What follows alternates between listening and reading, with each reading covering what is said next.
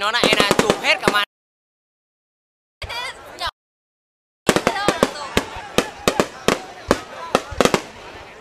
Đấy, bắn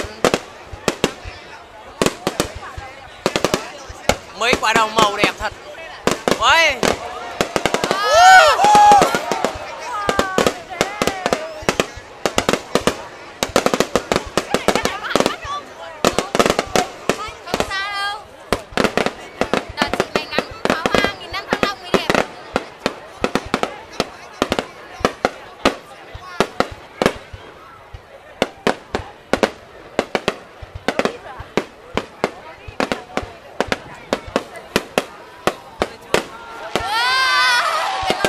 Các quả laser mới đẹp này.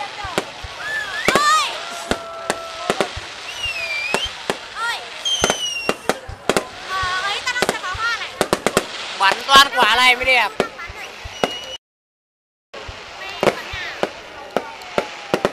Phóng sát gần tận lời.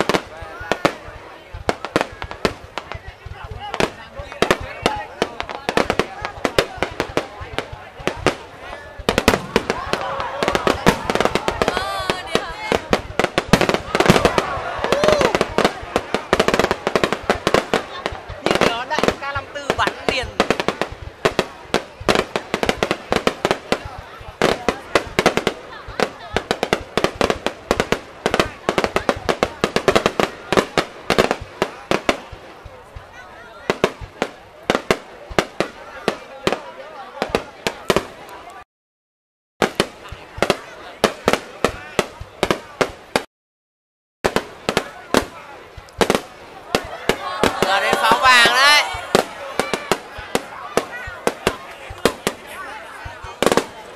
Bao giờ Việt Nam mình đầu tư là hết GDP rồi. Hàng đấy chỉ bên Trung Quốc rồi. Mày điên ở đây bắn làm sao rồi đấy.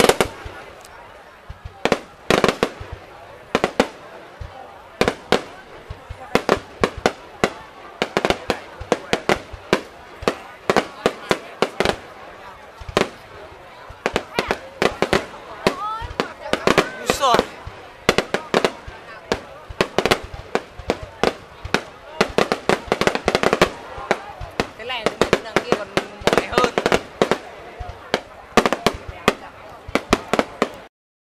Còn hơn là cô cũng ở gần nhá.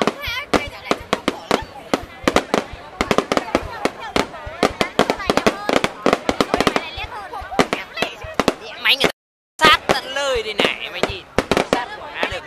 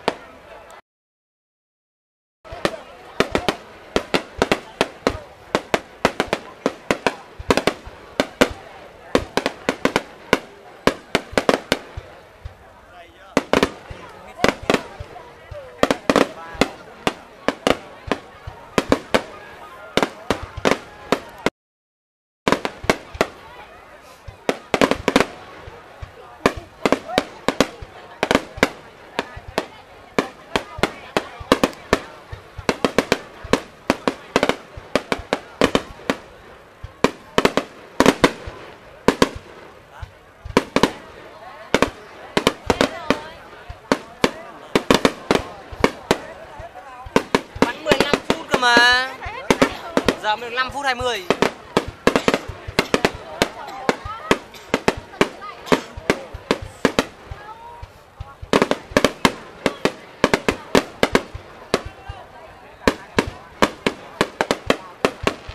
Ôi.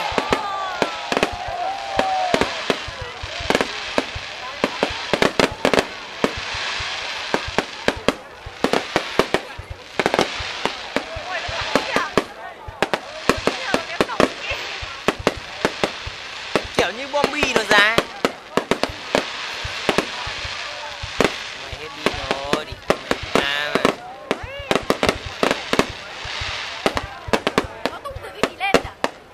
Bắn bên dưới thuốc nổ đẩy lên.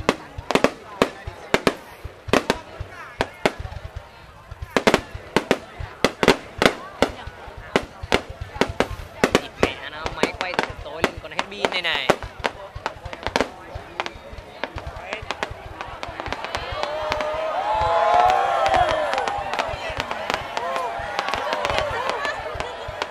Hết rồi, bắn gần hết rồi.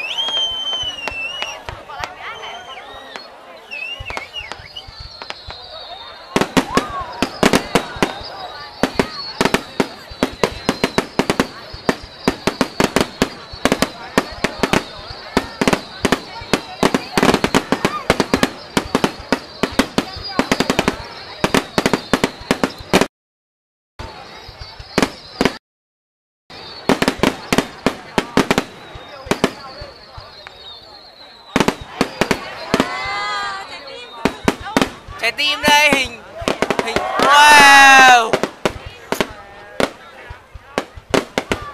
Đẹp nhỉ? Sao cái môi như thế này? Nó có nhiều hình.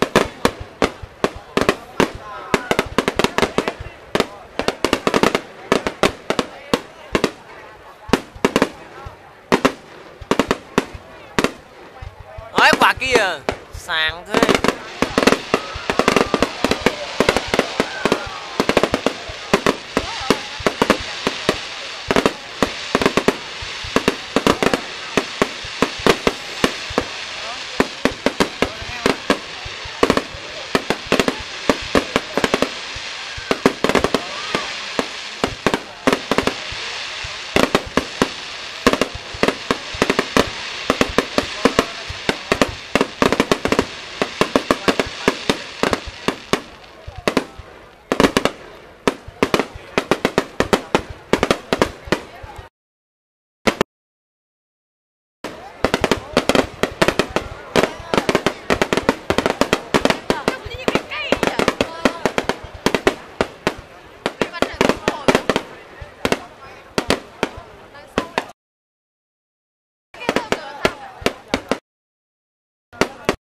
Làm sao đâu mà cái này.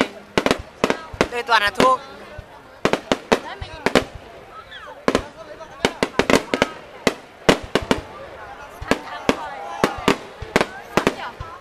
Trên Bắc Linh bắn mẹ ăn. Nhưng Bắc Linh xa giờ rét đinh đi.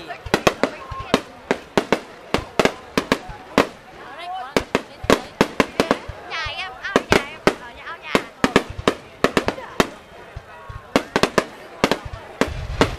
Ôi.